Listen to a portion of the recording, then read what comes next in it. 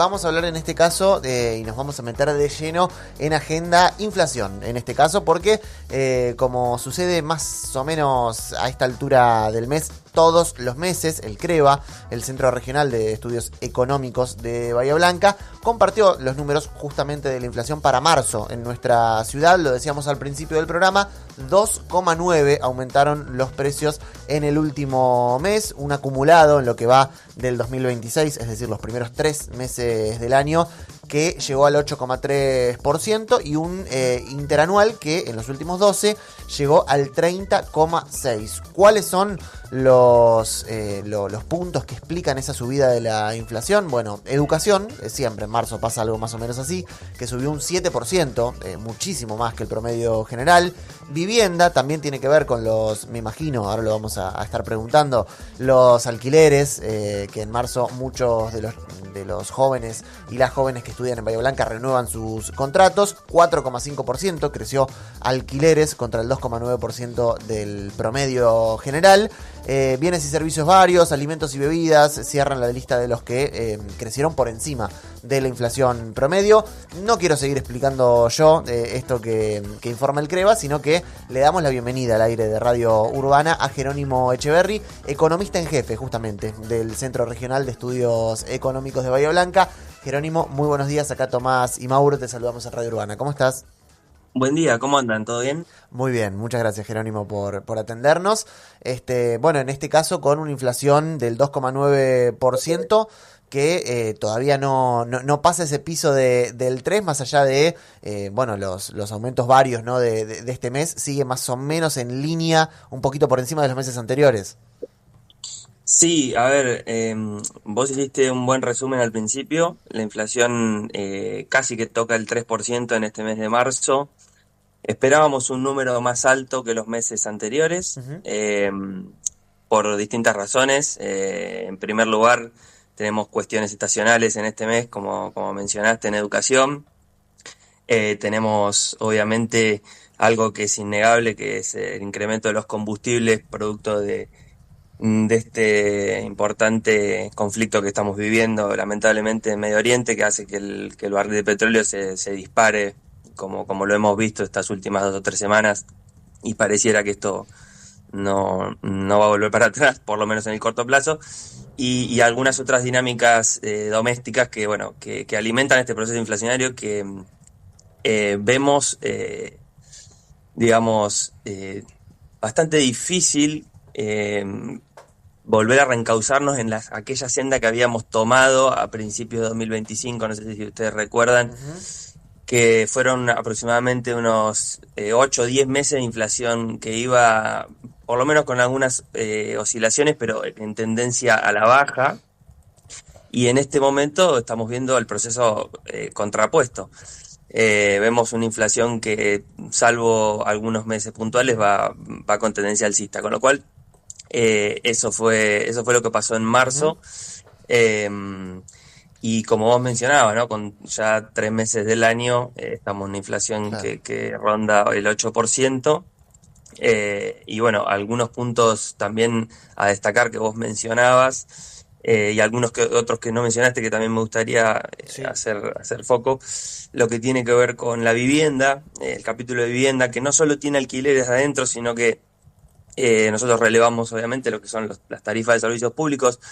En este año que comenzamos hay un proceso de incremento por encima de la inflación de las tarifas, tanto de gas y de electricidad, como una nueva etapa para poder bajar aún más los subsidios que hay en este sector. Lo que es gas y electricidad aumentó por encima del 5 en ambos casos, 7,5 y 5 para ser precisos en lo que es gas y electricidad. Uh-huh. Y también materiales y mano de obra arriba del 5%. Eso fue un poco lo que también estuvo detrás de ese 4,5 de vivienda. Y después, bueno, alimentos y bebidas también, ¿no? Que es algo fundamental. Monitoreamos semana a semana. En un rato voy a estar mirando los datos de la primera semana ya de este mes. Sí. Y la verdad que alimentos y bebidas volvió a tener un repunte, algo que venía sucediendo por encima de 3%. En esta oportunidad nos dio un 3%. motivado también un poco, ahora por ahí lo voy a comentar, pero bueno, por lo que también el arrastre que nos dejó febrero, sí, las últimas 2 semanas de febrero fueron de inflación bastante elevada en alimentos y alimentos y bebidas, perdón, y eso repercutió bastante para lo que siguió en marzo. Ujú. Así que bueno, es un poco el panorama de los precios a nivel local. Ujú.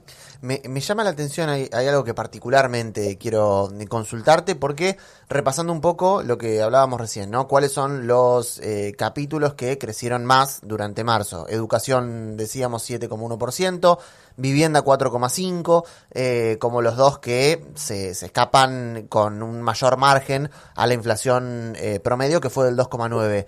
¿Dónde están las naftas, los combustibles? ¿Bajo qué capítulo entran? Porque no tengo el dato preciso, pero más o menos entre el 15 y el 20% han aumentado este mes. Sí, está en transporte y comunicaciones, eso es una buena pregunta. Sí, Está en transporte y comunicaciones. ¿Qué pasa? Lo que nosotros relevamos es el subgrupo de combustibles y lubricantes. Eso hay que hacer una distinción, ¿no? ujú, No solamente tomamos los combustibles, sino también los lubricantes, aceites para motor y demás productos relacionados. sí, Y la otra cuestión, los combustibles aumentaron punta a punta, es decir, desde la última medición del mes de marzo a la última de febrero, aproximadamente entre un 16 y un 18%, según claro, la estación que uno, digamos, se pare a relevar. El punto es que la inflación se mide en promedios, entonces por más de que eso haya sucedido de esa manera, en el promedio del mes la variación de los combustibles es un poco más baja, ¿sí? Es claro, aproximadamente del 8-9%. Hay algo que se llama arrastre estadístico, justamente en este tipo de mediciones, que es que cuando las variaciones se dan más sobre fin de mes, como fue la parte de lo que sucedió con los combustibles, ¿sí? Pensemos que si bien el conflicto en Medio Oriente comenzó sobre las primeras semanas de marzo, la primera semana de marzo, ujú, las variaciones más fuertes se sintieron sobre la segunda quincena. claro, Esto implica que en el promedio los precios viejos, entre comillas, de la primera quincena, si uno quisiera, todavía están jugando un rol importante. Entonces, pasando en limpio, vamos a ver un arrastre para lo que es abril de claro. combustibles que va a pegar bastante en la inflación también. Con un combustibles que recién lo decías, perdón si le erro con el número, 18% más o menos durante el mes de marzo, dentro de transportes y comunicaciones que creció un 2,8%, se podría entender que combustibles tiene una ponderación más bien baja dentro del general, de su propio capítulo, digo. De su propio capítulo, no tanto, no Ujú, tanto, tiene un peso bastante importante, pero como te decía, sí, eh, es una cuestión de que estamos hablando de promedios, claro, con lo cual toda esa variación que vos mencionás, que es muy significativa, de aproximadamente entre, ya te digo, 16-18% según la estación de servicio que estemos hablando, no termina de impactar de lleno en el mes de marzo por una cuestión de que estas variaciones se agolparon sobre fin de mes, por claro. decirlo de alguna manera, sobre las últimas 2 semanas del mes, con lo cual ese aumento se termina como diluyendo en el promedio. No sé si Sí, me sí, explico lo sí, que quiero se decir. entiende. Y Jerónimo, esta característica que vos mencionabas, el aumento en los combustibles se ha dado en la segunda quincena de marzo, significaría entonces que deberíamos registrar un número también alto o similar en ese capítulo en el mes de abril, pero te pregunto en cuanto al comportamiento del traslado a precios y el impacto que tiene los combustibles en los precios del resto de la economía. ¿También avisarás que en abril va a estar consecuencia de esos aumentos de marzo? Claro, una cuestión tiene que ver con la cuestión meramente estadística que estamos Mm. mencionando, el arrastre estadístico. Eso va a generar presión en combustibles y en transporte y comunicaciones seguramente en abril ya de por sí. Y Mm. después hay otra cuestión que vos estás comentando, que sí, que probablemente, a ver, algunas cadenas de comercialización se vean más afectadas que otras y trasladen un poco más de ese costo logístico y operativo a sus precios finales en lo que tiene que ver con los meses venideros. Para eso es fundamental que este conflicto, digamos, no se sostenga en el tiempo.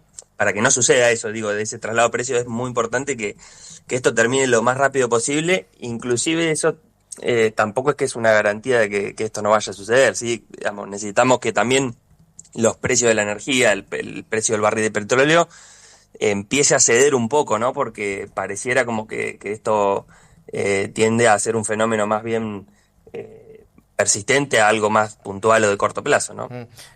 Y en cuanto a lo que tiene que ver con las perspectivas para el mes de abril, ¿qué es lo que podés llegar a avisorar? Bueno, la verdad es que es medio apresurado, que no tengo los primeros datos todavía en mi poder, los voy a ver ahora en un rato con el equipo. Pero bueno, a ver, en lo que tiene que ver con alimentos y bebidas, habíamos visto una leve pausa en estos incrementos que veníamos viendo semana a semana, y en marzo eso digamos, un poco que tendió a cortarse, pero bueno, esperemos que por lo menos del lado de alimentos y bebidas, que es uno de los capítulos más relevantes en lo que es el indicador que mide el CREVA, pueda volver, digamos, a una senda un poco más de normalización, y esto mejore un poco el panorama a nivel general, ¿sí? En lo que tiene que ver con otro punto que me hubiese gustado hacer, se relaciona con la inflación núcleo. No sé si ustedes están al tanto, pero siempre hago ese comentario, ¿no? La inflación núcleo en este caso, que es básicamente aislar un poco los regulados, las tarifas, los colegios justamente, y lo que tiene que ver con estacionales, la fruta, la verdura, turismo y demás, volvió a repuntar, volvió a subir en este mes de marzo, ¿sí? Y eso básicamente implica que el proceso inflacionario sigue su curso, ¿no? La inflación núcleo en este mes nos arrojó alrededor de 3,1%, y eso es un dato poquito bastante alto en relación a los meses que veníamos viendo previamente, ¿no? Te hago una última pregunta en cuanto a lo que refiere con el índice de salario, que ustedes lo confeccionan cada 2 meses.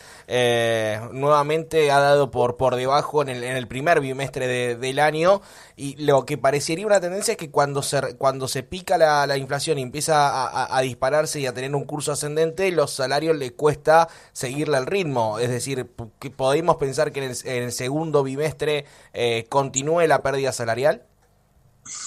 Bueno, va a depender mucho de cómo evolucione este proceso inflacionario que estamos hablando, ¿no?